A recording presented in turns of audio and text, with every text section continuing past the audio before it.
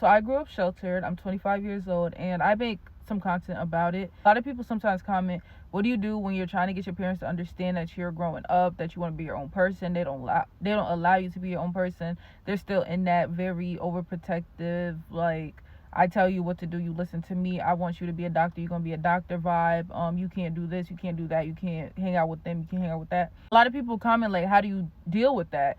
And I'm gonna give you guys some tips on how to, and I'm going to start off by saying it's not easy. I call it like a gray area, and I say that because it is a hard area to navigate. Okay, I can't even lie. Especially if you still live in the home, especially if you still live at home with the same people, the same parents, guardians, whoever raised you like that. Because just because you turned a certain age, they probably still gonna act the same. That's the problem. It's usually around the ages like 17-ish to like 26 when you're truly becoming a young adult. And it's a hard place because you are grown, but you're not grown, but you are grown, but you're not grown. Some people do move out. I moved out at 18 with a boy, and it still was dealing with the effects of it.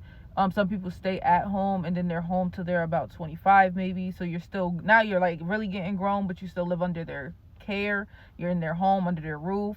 So these are some things you can do. I promise you, I can't lie to you. It's not going to be easy, and you're really, really, really going to have to practice and master and learn and strengthen your resilience during this time. So the first thing I will highly, highly, highly, highly, highly recommend is getting into therapy. And if you are younger, it's harder because they do report things back to your parents, I understand. But if you can just start with listening to podcasts, listening to books, listening to interviews. And I highly suggest doing these things not in the presence of the person.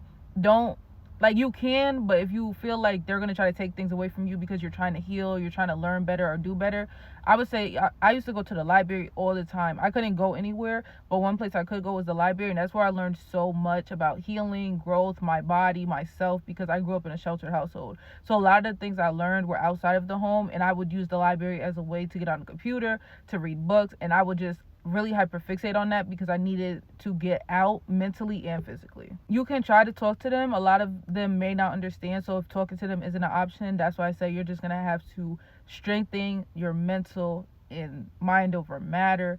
That's why I recommend therapy. It can be afforded through your healthcare if you have healthcare.